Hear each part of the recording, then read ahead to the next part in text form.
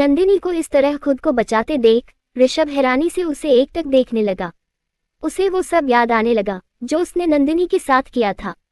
तभी नंदिनी पटिये को हटाने की कोशिश करते हुए बोली, ऋषभ बाहर निकलने की कोशिश करो। पर ऋषभ बिना कुछ कहे उसे एकटक देख रहा था। इधर करण किचन से बाहर निकल ही नहीं पा रहा था क्योंकि उसके चारों ओर आग बढ़ती ही जा रही थी। रोहित और आरव भी जैसे ही बाहर आए तो मीरा दौड़ती हुई रोहित से आ लिपटी। उसने रोहित के चेहरे को छूकर पूछा, रोहित तुम ठीक हो? हाँ मैं ठीक हूँ मीरा, रोहित ने जवाब दिया।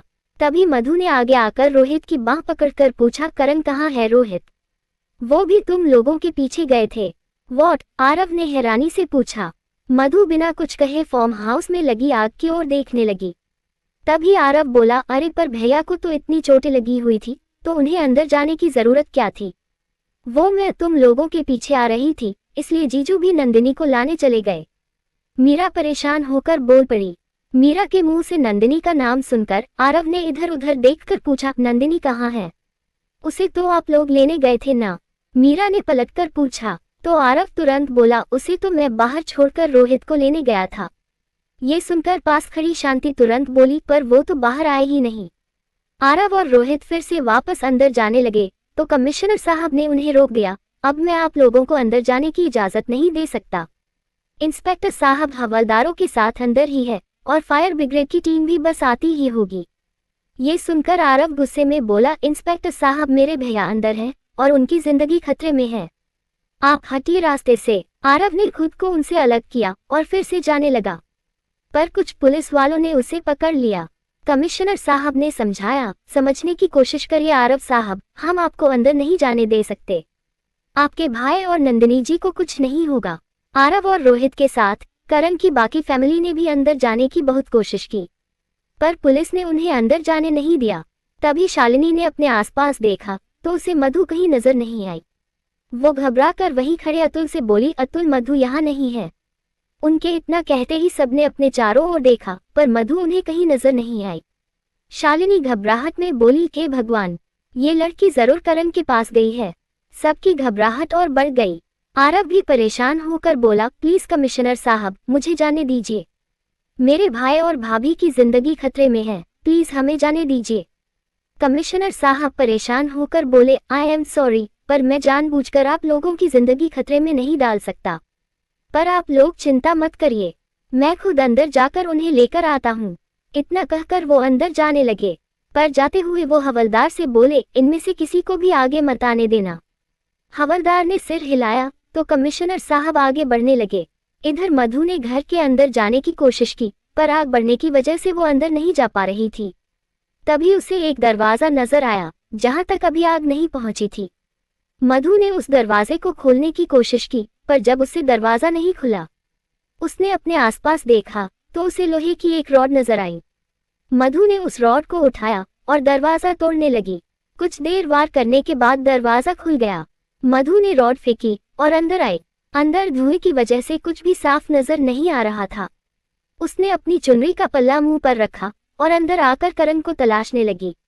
इधर करण जैसे तैसे करके किचन से बाहर आया पर बाहर भी आग बहुत ज्यादा बढ़ चुकी थी। वो बाहर आने का रास्ता तलाशने लगा। इधर नंदिनी अभी भी ऋषभ को बचाने की कोशिश कर रही थी।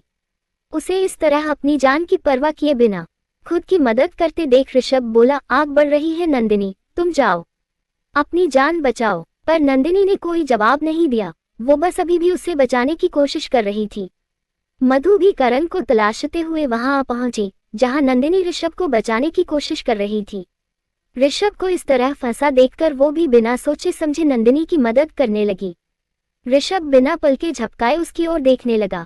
तभी नंदिनी मधु से बोली, मधु तुम पागल हो गई हो क्या? यहाँ क्यों आई तुम? क्या जरूरत थी तुम्हें अपनी और अपने बच्चे की जान खतरे में डालने की? मधु पटिया उठाने की कोशिश करते हुए बोली, मेरी जान तो करण में बसती है नंदिनी, और वो यही है, बिना उन्हें लिए मैं यहाँ से कहीं नहीं जाऊंगी। नंदिनी कुछ कह पाती उसके पहले ही मधु फिर से बोली, नंदिनी मैं बस अभी आई।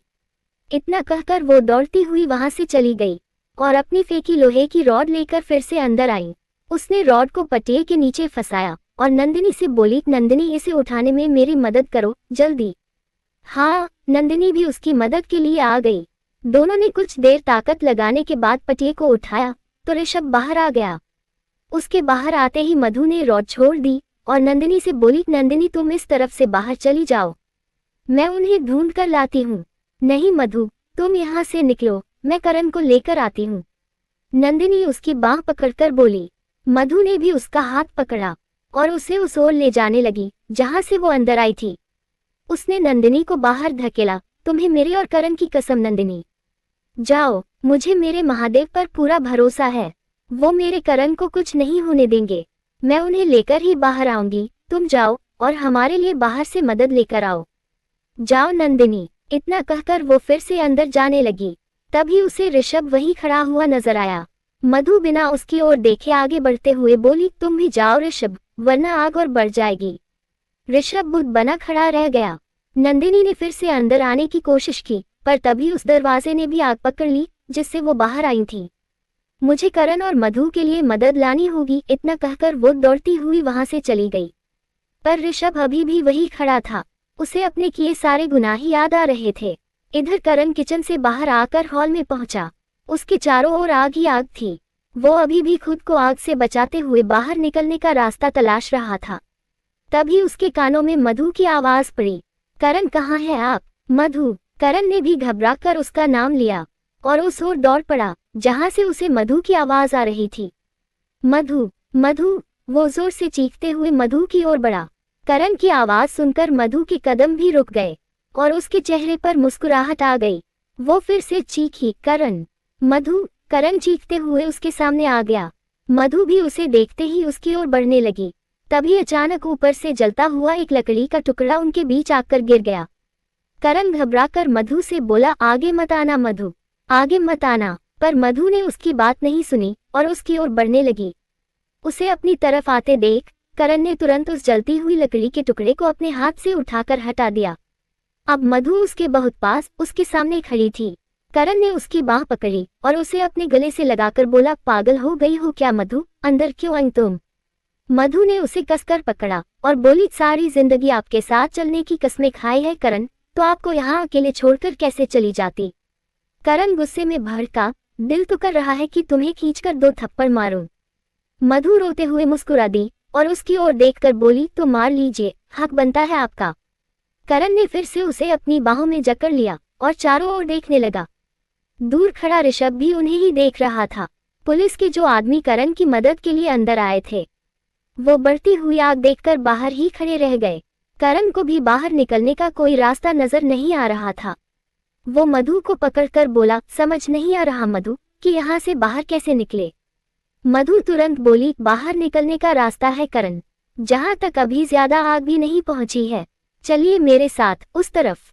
वो करण का हाथ पकड़े उस ओर चल दी जहां से वो अंदर आई थी, पर वहां तक पहुंचने के भी सारे रास्ते बंद हो चुके थे।